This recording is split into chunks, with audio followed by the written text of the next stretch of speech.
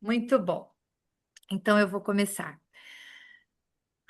Papai, muito obrigado, Senhor. Muito obrigado por esta manhã em que nós podemos, Senhor, separar este tempo para estar aqui e pensar sobre a educação dos nossos filhos. E, Senhor, eu quero te agradecer pela noite de ontem, Senhor, por tantas pessoas, Senhor, estarem presentes, por tudo que pudemos meditar, Senhor, a respeito da criação dos nossos filhos. E, Senhor, nós pedimos que, em nome de Jesus, da mesma maneira, o Senhor fale conosco nessa manhã, o Senhor guie os nossos pensamentos. Enquanto eu estiver falando, Senhor, que não seja a minha voz ou a minha vida, Senhor, ou que há em mim que venha a realmente prevalecer nessa reunião, mas, Senhor, que esse encontro seja a respeito do Senhor, da tua vontade, daquilo que o Senhor tem de projeto, Senhor, para cada família, Senhor, porque cada um de nós, Senhor, tem a sua peculiaridade, as nossas famílias, os nossos filhos, a nossa rotina. Então, Senhor, por favor, vem falar nesta reunião. Toma o coração das tuas filhas, as pessoas que assistirão essa gravação, Senhor, que em nome de Jesus, Senhor, sejam realmente edificadas por tudo aquilo que nós vamos pensar aqui, Senhor. É o que eu peço ao Senhor, Deus, pela vida das minhas irmãs. Inclusive, Pai, se alguma delas estiver com alguma preocupação, minhas irmãs, meus irmãos, com alguma preocupação que às vezes nos tira a paz, nos tira o foco, eu peço, por favor, Deus, que o Senhor visite e que isso não venha atrapalhar, Pai, tudo aquilo que o Senhor quer falar ao nosso coração, Deus. É o que eu te peço em nome de Jesus. Amém, Senhor. Só um momento, queridas, um instante, por favor.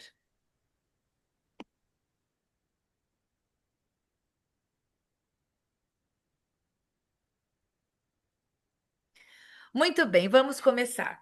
Antes de falarmos sobre o título desse nosso encontro, gente, a primeira coisa que eu e o Daniel nós colocamos no nosso coração foi: a gente precisa deixar muito claro que este encontro não é a respeito da nossa perfeição. Porque se fosse para pensar em família perfeita, eu e o Daniel nós não teríamos calibre para vir aqui falar sobre criação de filhos. Por quê?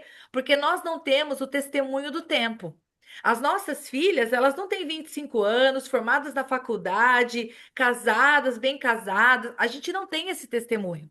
Portanto, nós somos exatamente como vocês, pais e mães que estão numa jornada, de construir a educação dos filhos e de acertar à luz da palavra o objetivo. Qual que é o objetivo maior? Aquilo que nós propusemos como assunto desse momento de meditação, que é exatamente a intencionalidade, a criação de filhos e a intencionalidade de formar cidadãos do reino. Isso é o mais importante. E por que o título desse encontro tem a ver com intencionalidade?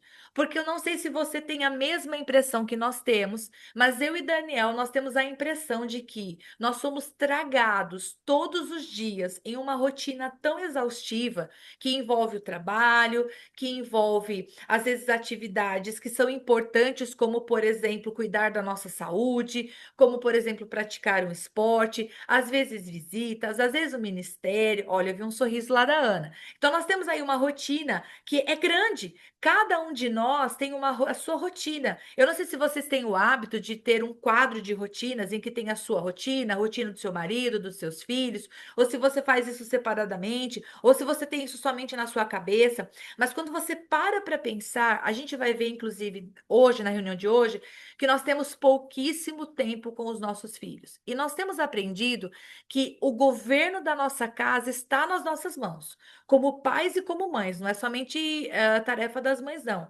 Então, a intencionalidade, ou seja, administrar bem a quantidade de tempo que você tem, porque de repente você tem um monte de tempo, mas de repente você não tem. Então, se você pegar aquele pouquinho que você tem e você usar de maneira sábia, este pouco se torna muito. E é disso que fala a intencionalidade.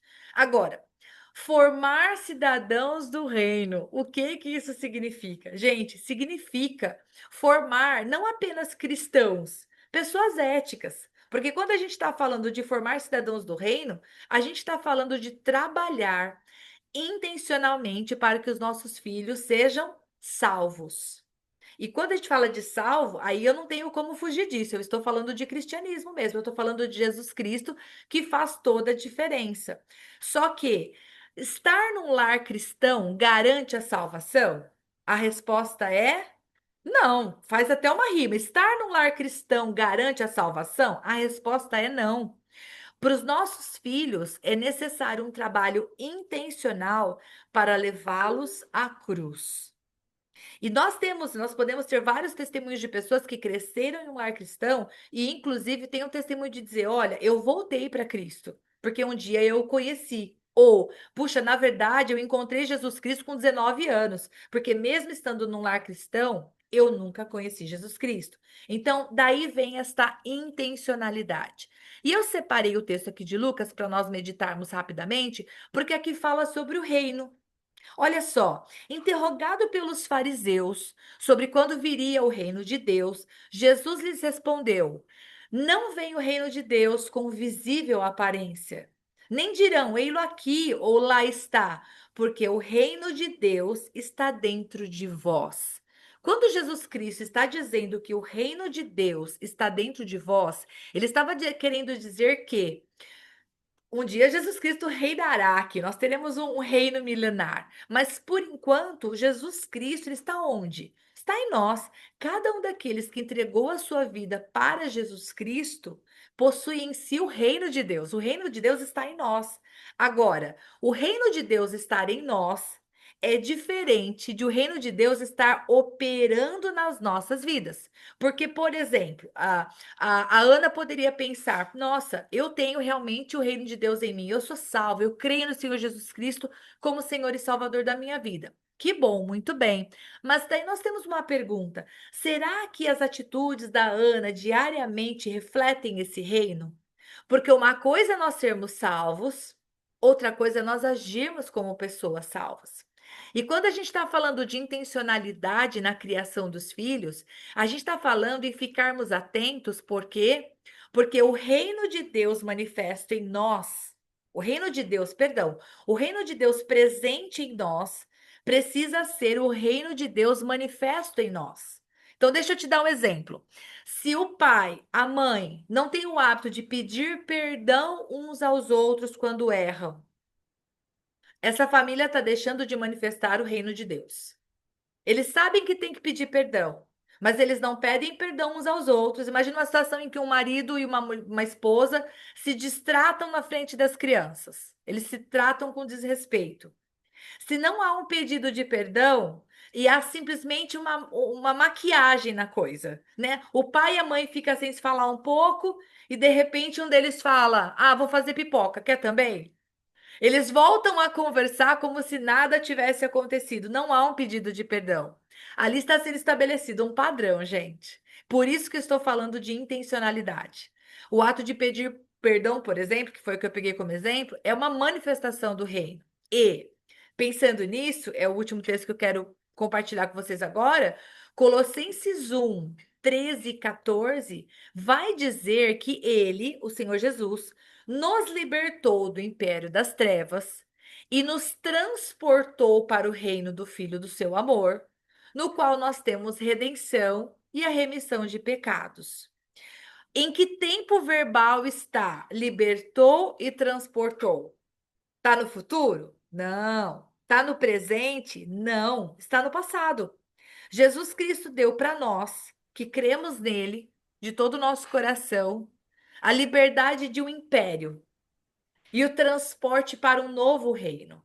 Então, nós adultos, nós pais, nós responsáveis pela criação dos nossos filhos, precisamos intencionalmente mostrar as características do reino do Filho do seu amor nas nossas vidas, para que isso sirva de modelo para as crianças. Porque o fato deles apenas estarem dentro de casa não faz com, não garante que eles venham a aprender a viver como filhos de Deus. Bem, então agora sim.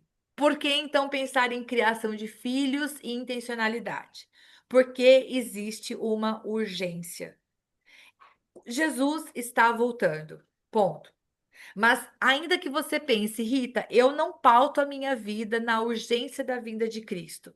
Eu queria dizer para você que a urgência estaria então no fato de que nossos filhos passam conosco muito menos tempo do que a gente percebe.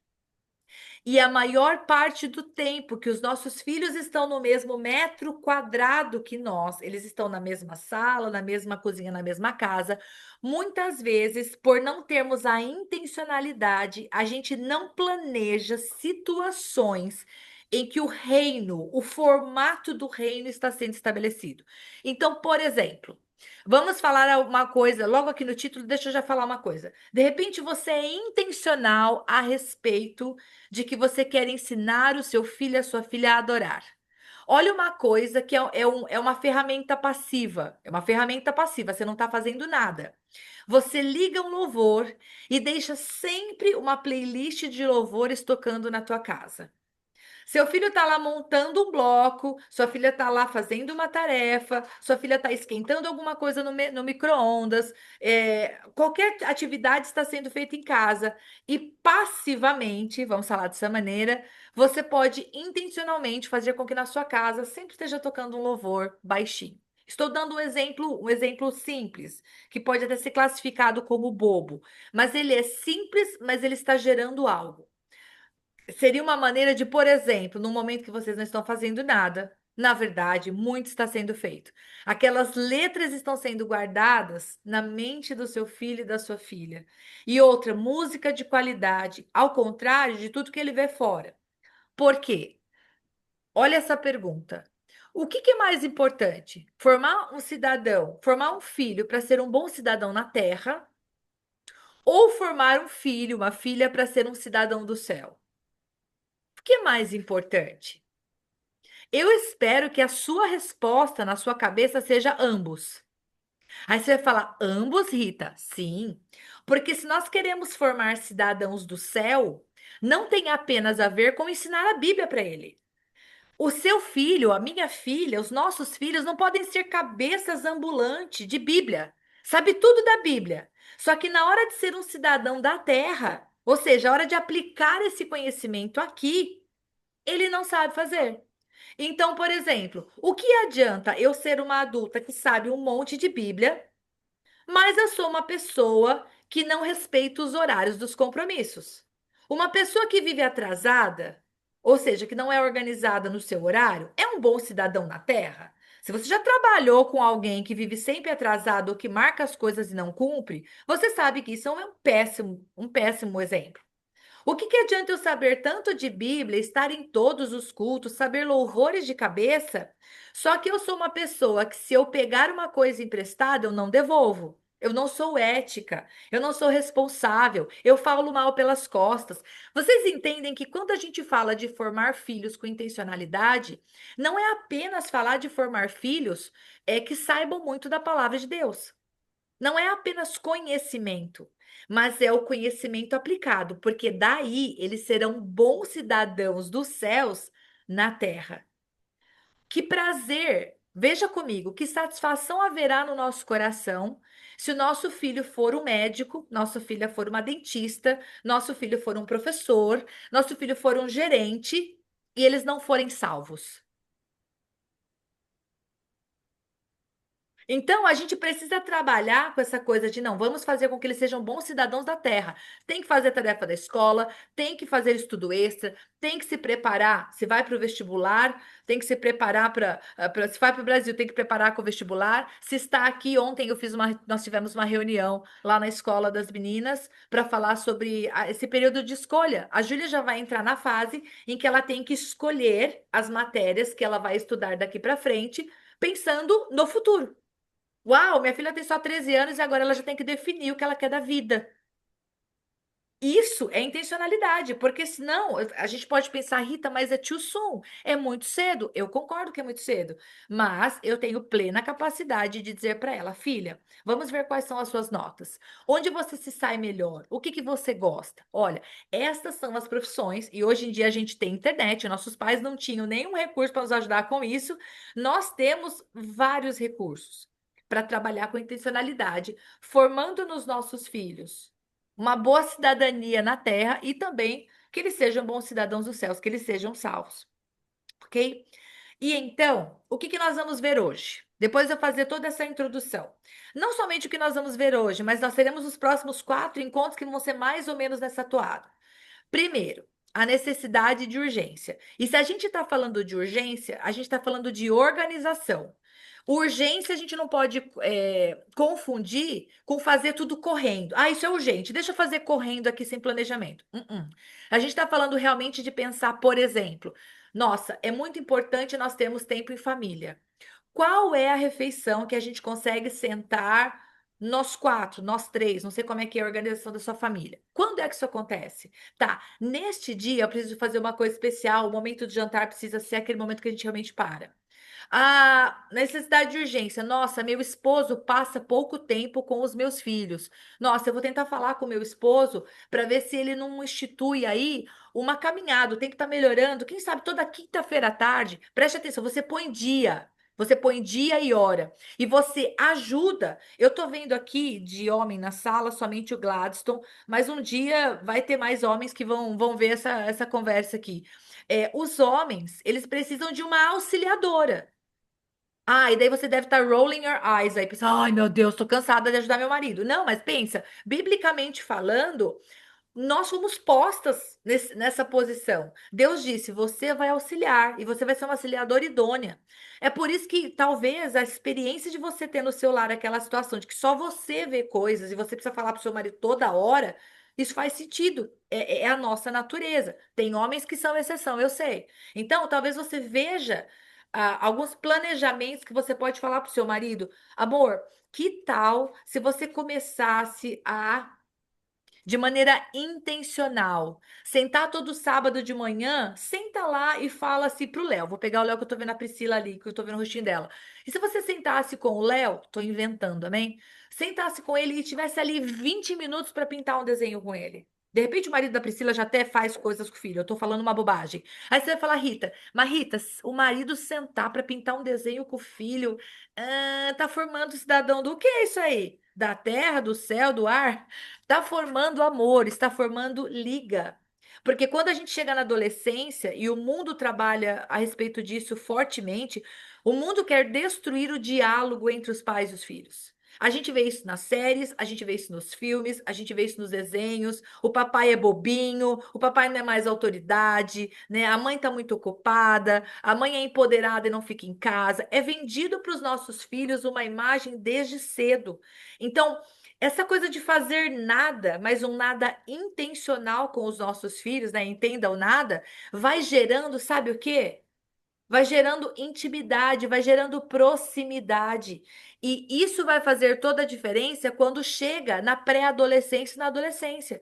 Porque os filhos, eles tendem, eles procuram muito a presença dos pais quando eles são pequenos. Eles querem falar, eles querem mostrar. Faz um desenho, faz um rabisco, faz uma tarefa. Eles querem mostrar.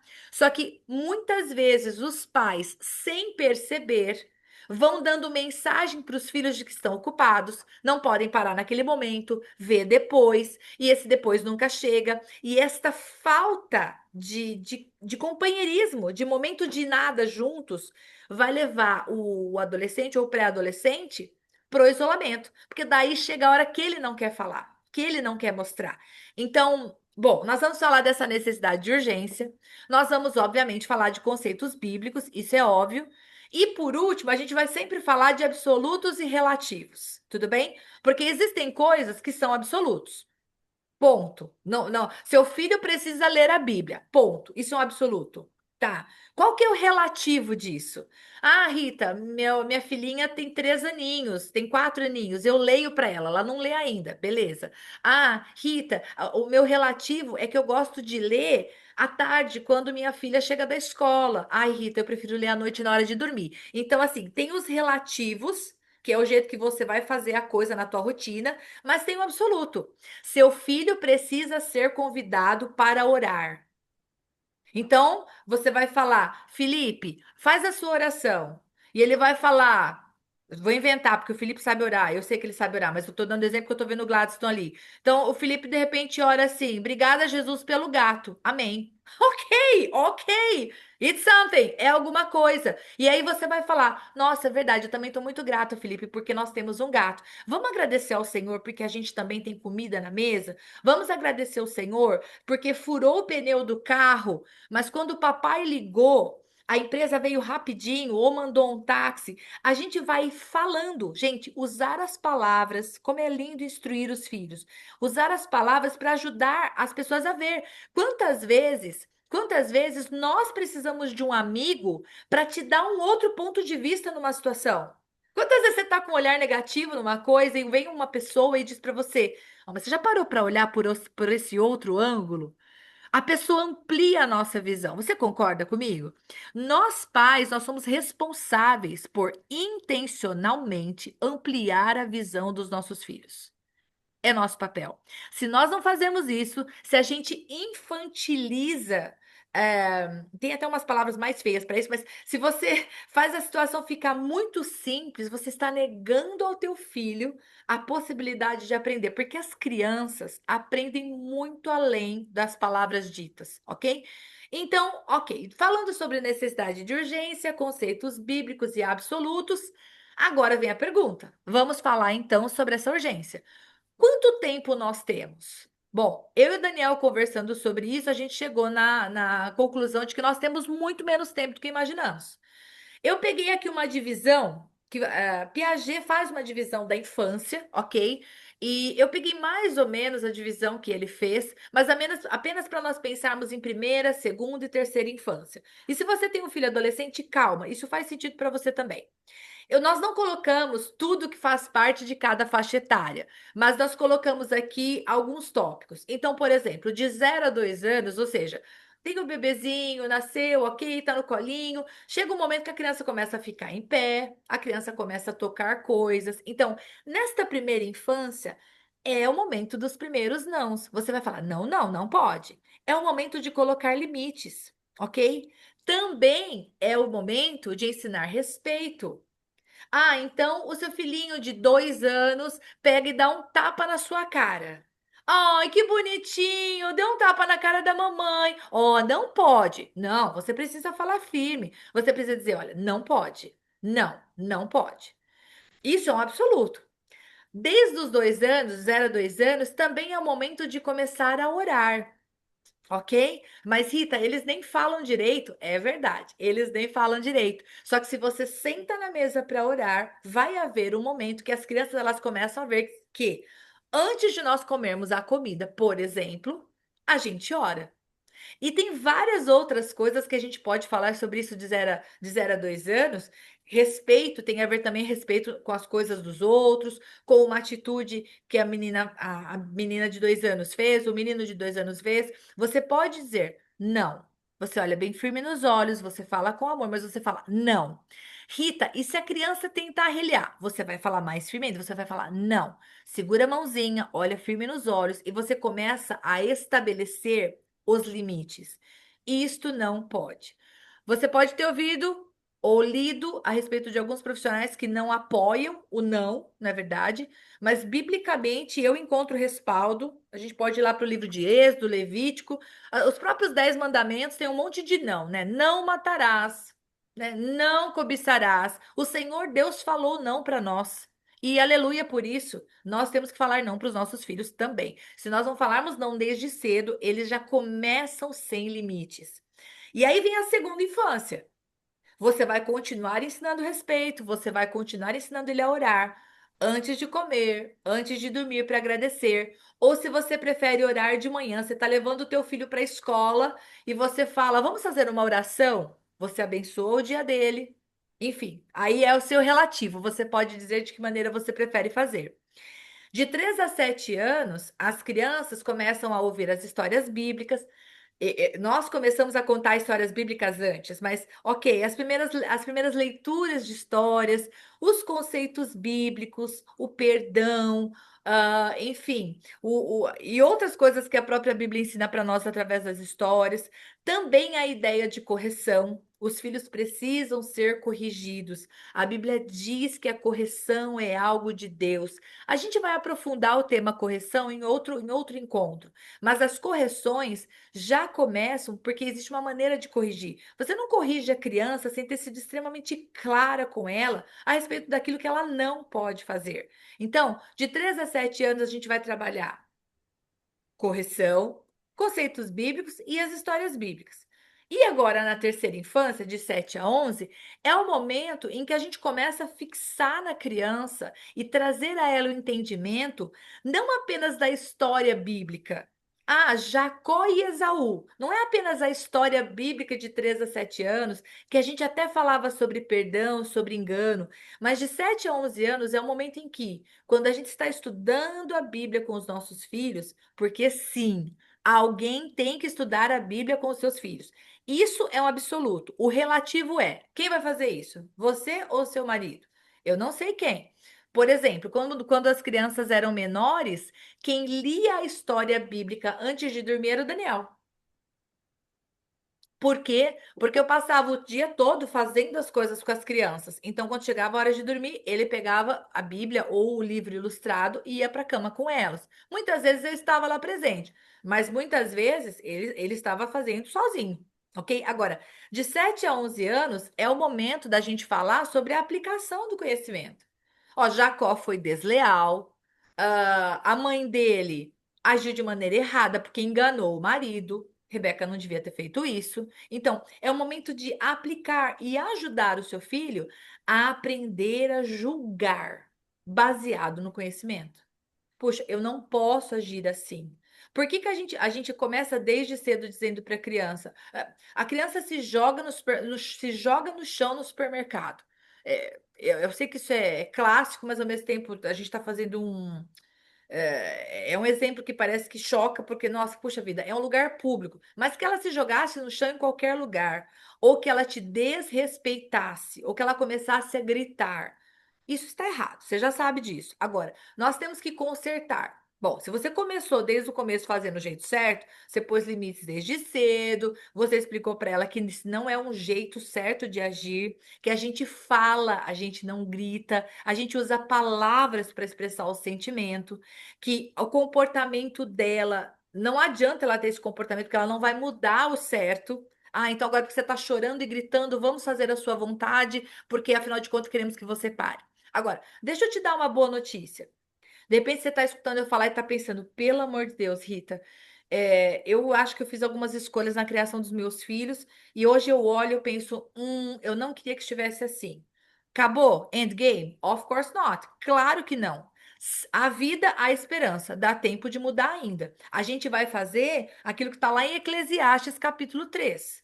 Há um tempo de plantar e há um tempo de arrancar o que se plantou. Se enquanto nós estivermos aqui, o Espírito Santo falar coisas para você, anota e você vai pensar depois, ok, isso aqui é importante. Como é que eu faço para colocar isso aqui em prática na vida da minha família?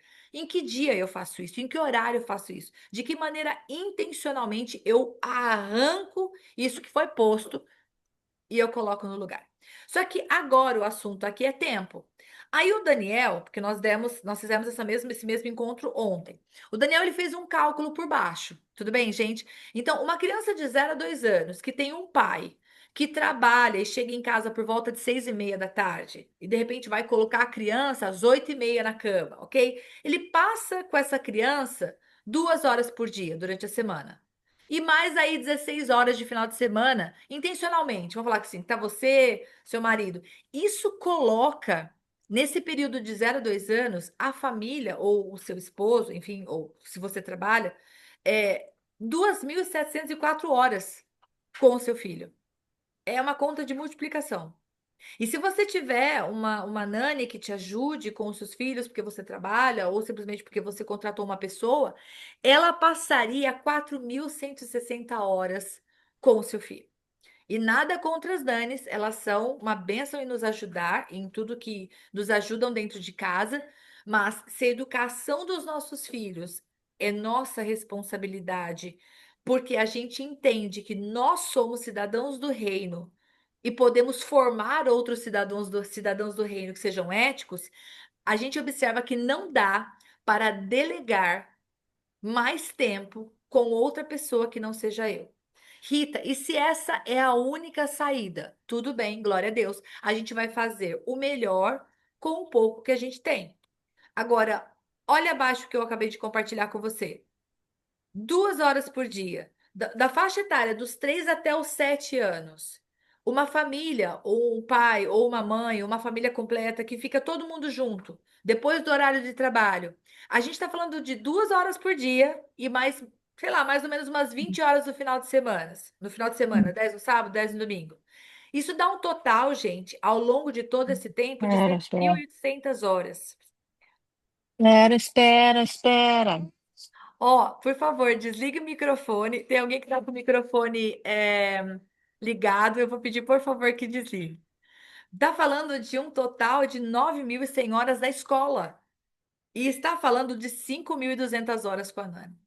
Você perceba, a criança passa mais tempo na escola do que com os pais. A criança passa mais da metade do tempo com a Nana do que ela passa com a família. Não é para te assustar, a tua realidade pode ser diferente. Mas se a gente põe na ponta do lápis a quantidade de horas, talvez a gente se surpreenda de que, na verdade, a gente está todos os dias com os nossos filhos. Mas em termos cronológico, é pouco. E quando a gente pensa em termos intencionais, é menor ainda. Ok? E por último, e aí quando entra o tempo de tela? As crianças crescem, elas começam a ganhar lá, enfim, o seu tablet. Algumas crianças têm acesso, enfim, a assistir YouTube. Algumas crianças têm Netflix, Disney, ou jogos. Aí, com o tempo de tela, o nosso tempo com os nossos filhos, muitas vezes, é mais reduzido ainda. Então, qual que é a intenção deste momento da meditação? Há uma urgência em nós sermos intencionais, colocando na nossa rotina. Puxa vida, tal dia, que nem, por exemplo, o dia do meu discipulado com as minhas crianças é quinta à tarde.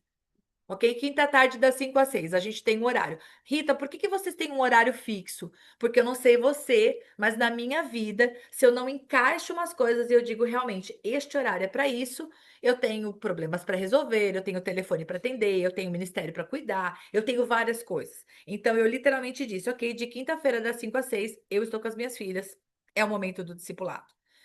Talvez para você funcione de uma outra maneira. Talvez você fale: não, Rita, sabe o que eu faço? O meu discipulado com a minha filha ou com meu filho é assistindo um desenho bíblico do Bible. Enfim, poderia ser o Bible Project ou poderia ser qualquer Stories of the Bible. E quando a gente acaba de assistir o desenho, eu pauso e aí eu falo: conta para a mamãe o que você assistiu. Aí o seu filho conta a historinha. Aí você pergunta: e o que que você aprendeu disso? Aí a criança fala: ah, mãe, eu aprendi que não pode mentir. Aí, se a criança é um pouco mais velha, você pode ir além. Tá, e quando alguém mente para você, o que que você acha que Jesus quer que você faça? Você tá entendendo? Você tá fazendo o seu filho pensar naquela situação que ele assistiu, porque às vezes assistir um filminho parece passivo. Ah, só ficamos assistindo televisão, nem funcionou para nada. Mentira! Você pode pegar esse tempo que você tá ali abraçado com teu filho no sofá ou com a tua filha, assistir algo e fazer com que isso que foi assistido, primeiro, você pergunte o que ele entendeu. E segundo, você coloque ele nessa posição, ok? E se fosse você, o que você acha que você deveria fazer?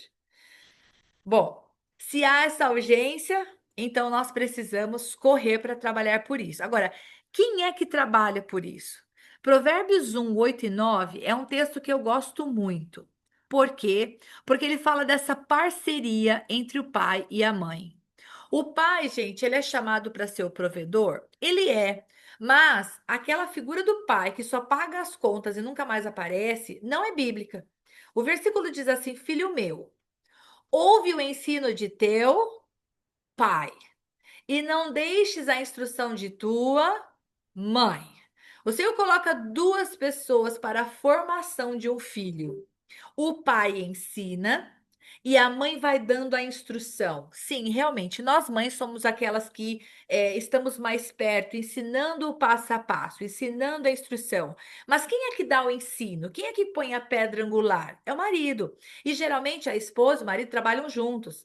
E pode ser que você esteja me escutando e pensando, Rita, pelo amor de Deus, eu deveria ganhar a plaquinha do funcionário do mês, porque aqui em casa eu faço tudo sozinha.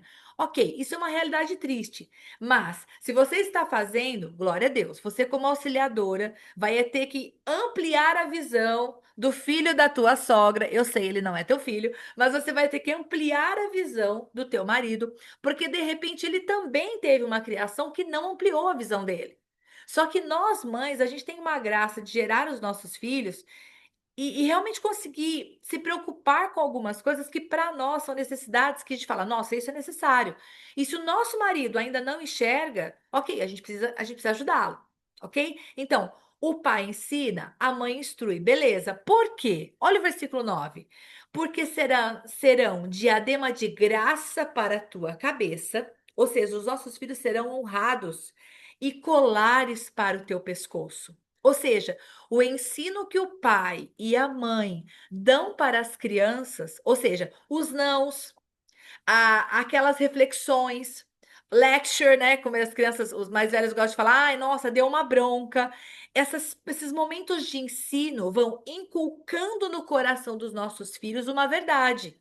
Você e eu, nós somos os responsáveis, queridos, por criarmos no nosso filho um senso de realidade, ok? Então, ao mesmo tempo que temos que elogiar os nossos filhos, temos que também, com muito amor, muitas vezes dizer: filho, isso que você fez não tá legal. Filho, não tá bom. Filho, vamos melhorar. Você falar para o seu filho, como eu falo para os meus alunos: olha, apaga porque sua letra tá feia. Nossa, mas você desconsiderou o que a criança fez? Oh, essa criança será traumatizada e pensará que a letra dela. Não, gente. Dizer para a criança, apaga, ó, apaga e escreve de novo, porque eu sei que você sabe fazer melhor que isso. A sua letra é muito bonita, vamos fazer com capricho. São princípios, são fundamentos em que você vai aos poucos dizendo: eu preciso buscar fazer as coisas com excelência. Neste mundo em que as pessoas acham que qualquer coisa serve e que cada um tem a sua opinião, porque tudo é relativo. As coisas todas não são relativas, existem absolutos. Então, ensinar é importante. Só que nós estamos caminhando para o fim, gente. Já é quase 20 para as 10. Antes de falar dos filhos, porque a gente veio falar aqui sobre intencionalidade. Só que antes de falar dos filhos, a gente precisa falar de você e de mim. Porque, de acordo com Provérbios que a gente acabou de ler, é o pai e a mãe que vai dar o ensino e a instrução. Então, se a fonte tiver deturpada, se eu não tiver princípios do reino na minha vida bem colocados e organizados, não adianta eu falar para o meu filho, porque os meus exemplos vão falar mais alto. Então, eu tenho que falar com você sobre você. E nós temos que falar sobre mim, sobre nós. Porque você está definindo o destino dos seus filhos. Sim. Se os seus filhos serão pessoas que falam em público, se seus filhos serão pessoas que, quando não têm a sua vontade atendida, não querem participar, se os seus filhos eles não aprenderam a pensar no próximo, a se colocar no lugar do próximo, existem algumas coisas que estão sendo definidas por nós. Aí você pode pensar, nossa, Rita, mas eu nem costumo falar essas coisas com meu filho. Como assim que eu estou definindo? Porque o seu exemplo e o meu exemplo, as nossas escolhas, intencionais ou não, gente, estão moldando o seu filho. Então, se, por exemplo, as minhas meninas me veem falando com uma pessoa na igreja, super, super, nossa, amorosamente com ela, não sei, eu não tô mais vendo o rostinho de vocês, deixa eu pegar um rostinho aqui, deixa eu ver quem eu tenho. A Jennifer, que eu tô pegando o nome dela aqui. A Jennifer, eu falo com a Jennifer super bem na igreja. Oi, Jennifer, tudo bem? Nananã. Só que em casa eu comento uma coisa ruim da Jennifer. Eu falo, nossa, a Jennifer, toda vez que ela vai na igreja, você já percebeu que ela faz assim, assim, assim, assado? Se as crianças me vêm falando mal de alguém em casa e na igreja, cumprimentando essa pessoa, oi, querida, tudo bem? Como você tá? Gente, intencional ou não intencionalmente, eu estou moldando meus filhos, minhas filhas. Eu estou ensinando que você pode ser o quê? Falsa, duas caras, maledicência. Assim como se eu pego, alguém tá me ligando e eu pego meu telefone, eu dou na mão do Daniel, eu falo assim: ai, Daniel, atende, atende, eu nem quero atender. Meus filhos estão vendo. O que que é isso? Eu estou evitando contato com uma pessoa. Eu tenho direito de não atender o telefone, mas não falar pro meu marido: ó, fala que eu não tô, eu não quero atender. Eu falo que eu estou ocupada.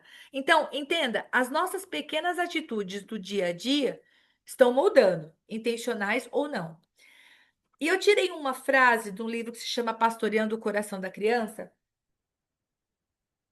que diz que o cidadão que seu filho se tornará, ele é o produto, né? Ele é o resultado das experiências de vida dele e da forma como ele interage com elas, ok? A maneira como ele tem as experiências, a maneira como ele interage com elas. Bom, eu vou dizer para você um absoluto. Dialogar com as crianças de maneira clara é um absoluto. Nós precisamos comunicar para as crianças a nossa rotina, o que está acontecendo, como vimos no Café com Fé dessa semana. Se a família está passando por um problema financeiro, não é para maquiar a situação. Seu filho começa a perceber que está faltando coisa, ele pede para fazer alguns passeios ou comer algumas coisas, a resposta é não, não, não. Se você começa a ter esse comportamento em que você não inclui o seu filho comunicando uma realidade, você está impedindo ele de amadurecer. O certo é sentar em família e dizer: filho, a gente está passando por umas situações financeiras agora. Por um tempo, a mamãe, o papai, nós vamos parar de sair para comer em restaurante, vamos começar a comer em casa. E isso não tem nada a ver com o fato da gente não gostar de sair, mas é porque a gente precisa economizar, a gente precisa pagar as contas. Preste atenção em quantos princípios bons você está pondo aqui. Você está ensinando para o teu filho que, ok, é possível passar por dificuldades financeiras. Você está ensinando que quando a gente passa por dificuldades financeiras, ao invés do papai ficar brigando com a mamãe ou brigando com as crianças, a gente se une para buscar uma solução. Ou seja, a gente enfrenta problemas de frente, a gente não foge deles, a gente não procrastina. Outra coisa, a gente se une para economizar. A gente está ensinando o nosso filho que todo mundo vai trabalhar para um objetivo. E mais, a gente vai ensinar o nosso filho a orar a respeito. Nós vamos toda noite orar pela situação financeira, para que Deus faça com que alugue a nossa propriedade, para que gere uma renda, para que Deus permita, se possível, uma promoção. Agora, uma coisa é a experiência da vida. Ok, ficamos sem dinheiro. Outra coisa é a forma como ele vai interagir com essa situação. Que você e eu, nós também somos responsáveis por ajudá-los a enxergar as coisas por uma outra ótica, ok? E você aplica esse conhecimento a qualquer coisa. O seu filho, está na classinha da igreja e ele quer levar um brinquedo embora. A experiência da vida dele é que ele tá na hora de ir embora, ele não quer deixar o brinquedo para trás. Aí você olha e você pensa: ah, tem um monte. Ai, não quero que ele chore. Ai, vamos levar o brinquedo, depois a gente traz. Não pede permissão para ninguém, não conversa com ninguém, só leva o brinquedo. Você acabou de pôr um princípio. Toda vez que seu filho estiver num lugar e quiser levar uma coisa, ele é atendido e uma coisa que não pertence a ele pode ser levado. Você tá quebrando tantas regras sem perceber, só para não frustrar o desejo do seu filho de levar aquele brinquedo. Então, a gente precisa ensinar os seus filhos não apenas as experiências, as vivências que eles terão, mas também como eles se posicionam diante disso. E agora, caminhando pro fim mesmo, bom, as suas ações, as suas, as minhas, elas vão imprimir marcas mais profundas do que as nossas palavras. Então, por exemplo, se nós somos pessoas pontuais e compromissadas, os nossos filhos, eles estão vendo que a mamãe não gosta de atrasar. O papai é compromissado. Se ele fala que vai fazer uma coisa, mesmo que ele não sinta vontade, ele vai fazer essa coisa. O contrário é verdadeiro. Então, precisamos corrigir na nossa vida essa questão do compromisso, da palavra e da pontualidade? Com certeza. Se nós vivemos ocupados e nunca temos tempo para a família, este é um outro padrão de comportamento que está sendo impresso no coração do seu filho. Se quando as pessoas sentam para jantar, todo mundo senta com o celular, está havendo um ensino mudo dentro desse ambiente familiar. Se quando a gente senta para jogar, tipo assim, a gente tem um hábito, queridos, de falar assim: ai, as crianças não saem do celular, as crianças só querem ficar na tela. Sabe quem é que está ensinando elas a fazer isso? Você e eu. você e eu. Eu sei que para alguns o celular é um instrumento de trabalho, mas alguns de nós, por conta do cansaço das nossas vidas, da sobrecarga ou de qualquer coisa, muitas vezes fugimos para o digital. E os nossos filhos nos veem mais com o celular na mão do que com um livro. Ok? Então, se vivemos ocupados ou priorizamos outras coisas e nunca temos tempo para a família, ok, uma mensagem está sendo passada. Se falamos mal pelas costas das pessoas, eu já disse isso. Se nós reclamamos de tudo, se você e eu nós somos pessoas reclamonas, a gente está ensinando os nossos filhos que, quando uma coisa não está de acordo com o nosso padrão, a nossa perfeição, não está bom o suficiente. E isso se aplica para tudo. Se você vive reclamando perto do seu filho a respeito do seu marido, você está pondo um padrão ali. Aí você pode pensar assim, mas Rita, se você conhecesse meu marido, se você tivesse aqui dentro de casa, você ia ver por que que eu reclamo. Ok, eu não estou querendo dizer que seu marido não dê motivo. Eu estou querendo dizer que intencionalmente murmurar é uma coisa que deveria fazer não estar nem perto de nós. Primeiro, porque murmuração é pecado. Ponto. É um conceito bíblico. Você não deve ter isso porque você é um cidadão do reino. Mas segundo, que intencionalmente você e eu não deveríamos murmurar na vida dos nossos filhos. Ok? Na frente deles. Muito bem. A maneira como reagimos quando estamos descontentes ou frustrados, pensa um pouquinho. Como que você reage quando você está frustrada? Você planejou uma coisa e não deu certo. O que é que você faz imediatamente? Você para e ora? Ou você começa a esbravejar e gritar e reclamar e tratar a família mal, né? Às vezes a pessoa não é uma pessoa que grita, que se expressa, mas ela é uma pessoa que fecha a cara, que faz o silent treatment, né? Fica em silêncio, então todo mundo sabe que naquele momento não pode conversar, porque, nossa, a pessoa tá brava. Esses padrões de comportamento, gente, seja o que grita, esbraveja e humilha, porque tá descontente ou frustrado, seja porque você simplesmente fica em silêncio e fica emburrado o resto do dia, os dois não fazem parte dos princípios do reino. E se você reage de alguma dessas duas maneiras, você está imprimindo no coração do seu filho um princípio que não é legal. Não só por ser um cidadão do reino, mas por ser também um cidadão da terra. Pensa só uma pessoa que você. Pensa num profissional, pensa num adulto. Você gostaria que seu filho fosse o filho ou uma filha que chega nos lugares, cumprimenta as pessoas, cumprimenta todos de maneira igual, né? Desde aquele que tem um cargo maior ou um cargo menor, trata com respeito. Ou você gostaria que seu filho fosse uma pessoa mal-humorada, que quando alguma coisa não acontece da maneira como ele deseja, ele fica em silêncio, né? Ah, nós estamos numa reunião. Puxa, alguém contradisse uma coisa que eu falei. Nossa, fiquei ofendido. Então, Rita, como é que a gente trabalha isso? A gente trabalha desde cedo, nas pequenas coisas e começa no nosso exemplo. Se você e eu, nós somos pessoas assim, nós precisamos pedir para Jesus nos mudar, porque nós estamos imprimindo um padrão dentro de casa. E por último, não tenho o objetivo de esgotar essa lista, se pedimos perdão quando erramos. Gente, a característica, o traço característico do cristão é o arrependimento. Porque você e eu, nós somos pessoas falhas, que vamos todos os dias, infelizmente, cometer alguma coisa contra Deus, pecar contra o nosso próximo. E qual é o lugar, para que lado que nós corremos? Nós nos arrependemos e voltamos para a cruz de Cristo, a gente volta para o lugar certo. Então, se o seu filho não vê você pedir perdão, se o seu esposo não pede perdão, se vocês não se consertam, quantas famílias elas brigam na frente dos filhos e quando se reconciliam, fazem isso no quarto.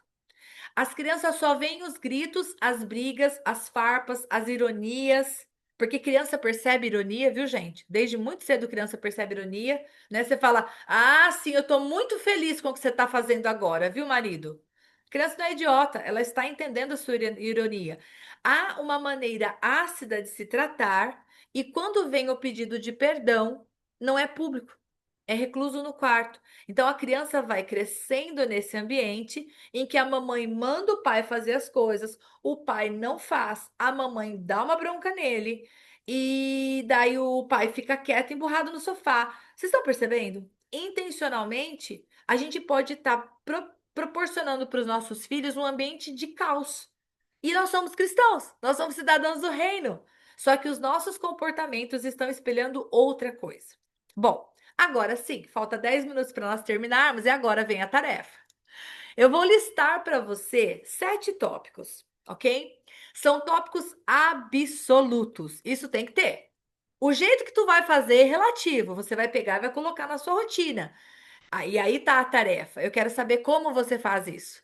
E se por um acaso você está assistindo essa gravação, ou você está aqui dentro desse encontro, e você está pensando, nossa, Rita, você está falando de uns negócios aí que eu nunca fiz na minha casa. Beleza, você vai anotar. E qual é a tarefa? Você vai ter que dizer para mim como você faz? Como que você e o seu marido fazem isso em casa? Ou, se você não tem filhos ainda ou não tem marido, né? Você é solteiro e está assistindo aqui essa gravação. Nossa, quando eu for criar os meus filhos, como que eu gostaria que fosse essa rotina? O que eu tenho no meu coração? Porque a tarefa é exatamente isso. Não é somente você me responder essas perguntas. Eu, idealmente, gostaria que você sentasse com o seu marido, sentasse com a sua esposa e falasse: amor. Vamos conversar um negócio aqui que eu acho que a gente nunca conversou? Vamos pegar o primeiro ponto. Vamos falar sobre rotina e organização? Amor, qual que é a rotina que a gente tem que colocar aqui em casa, amor? O que que a gente pensa sobre isso? De repente, tua esposa vai dizer, ou teu marido vai dizer, ah, baby, eu acho que numa rotina familiar, por exemplo, final de semana é o dia que a gente acorda tarde. A gente acorda tarde, não tem limite, a gente já usa o relógio a semana inteira. Então, sábado e domingo é hora de acordar tarde. Você vai conversar com seu marido e de repente ele vai falar: nossa, amor, eu acho que não. Eu acho que sábado de manhã a gente já tinha que acordar cedo e ir pra praia. Ou fazer alguma coisa com as crianças, tipo 8 horas. Ah, bem, não, então vamos colocar às 9. Vamos pensar aí no meio termo. Então, rotina e organização é muito importante. Os nossos filhos precisam saber quais são as obrigações deles, eles têm que ter uma rotina. Tem que ter uma rotina para dormir e acordar. Isso é um absoluto, ok? E também a questão da organização. Como que é organizada a rotina familiar? Seus filhos fazem parte e ajudam dessa rotina? Eles colocam roupa para lavar? Eles ajudam colocando a louça na máquina? Não, Rita, nós temos uma maid em casa, nós temos uma pessoa que nos ajuda. Puxa, glória a Deus. E não, qual que é a parte da organização que os seus filhos eles têm na vida deles? Eles jogam roupa no chão, mesmo quando o cesto está ali do lado, porque já que a moça vem e pega, eles não têm esse hábito. Bom, acho que a gente precisa então pensar em algumas rotinas e alguma organização a respeito da vida dos nossos filhos, ok? Eu quero que você pense sobre isso. E nessa rotina você pode colocar tempo de tela, você pode colocar, enfim, alimentação. Converse com o seu esposo sobre rotina e organização e você vai trazer para mim. Na verdade, eu ia pedir para você mandar por foto para eu poder ler antes, mas você pode trazer no nosso próximo encontro semana que vem. Outra coisa que é um absoluto: o seu filho e a sua filha precisa ser formado na sua autonomia. O que é isso, Rita? Significa desde cedo você ensinar o seu filho e a sua filha a fazer coisas e não fazer por eles quando as coisas não estão tão boas.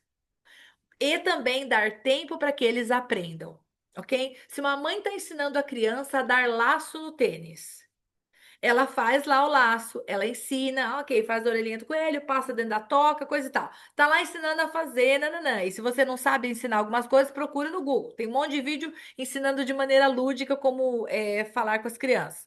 Tá lá ensinando a criança a fazer o laço do tênis. Tá. Primeiro, parabéns, você está ensinando a criança a fazer por si só. Agora, se a criança tá lá pelejando para fazer o laço e você fala, ai, para, você não tá conseguindo fazer, deixa que a mãe faz. Essa atitude, ela, de maneira grosseira, pode levar o seu filho a ter uma mensagem dentro dele. Nossa, eu não sou bom bastante, deixa minha mãe fazer. E se isso é repetido, ai, não, não, deixa que a mamãe segura, porque vai que você quebra. Ai, não, não, vai que deixa que a mamãe.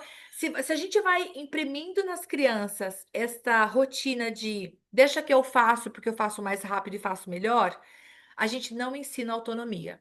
Então, nossos filhos, eles têm que ser ensinados a arrumar a própria mochila da escola.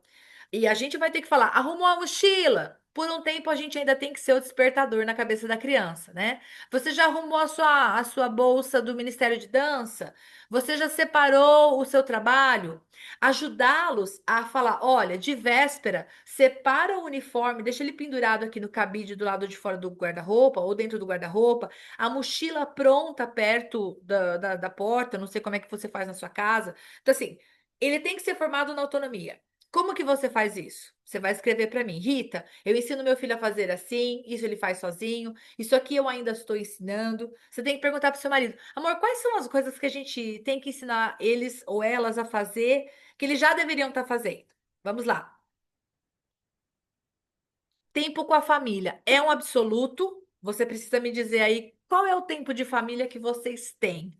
Senta com o seu marido e fala, amor, eu vi lá no curso não, né? No encontro que eu tive lá com a pastora Rita para falar sobre criação de filhos, e ela falou que tem que ter tempo de família. Qual é o tempo que a gente consegue estar junto? É assistindo algo? É caminhando? É correndo? É pintando desenho? É montando um quebra-cabeça? Jogando um jogo? Não sei, você me conta. Ter descanso desassociado de tela, isto é um absoluto. Hoje, tudo é celular, tablet e televisão. A gente precisa ensinar os nossos filhos a chegar em casa e descansar sem a tela, ou fazer uma atividade sem tela. Se seus filhos não têm limite de tempo de tela, você deveria conversar com o seu esposo a respeito disso. Tem exceções. Final de semana, saiu com o pessoal da igreja, tá todo mundo jogando, tá todo. Ok, muitas vezes a criança passa 1, 2, 3 horas na tela. Mas durante a semana, dias escolares, ok. O absoluto é precisa ter tempo de tela. Como você vai fazer isso? Eu não sei. A sua rotina é a sua rotina, mas você precisa determinar com o seu marido esse limite.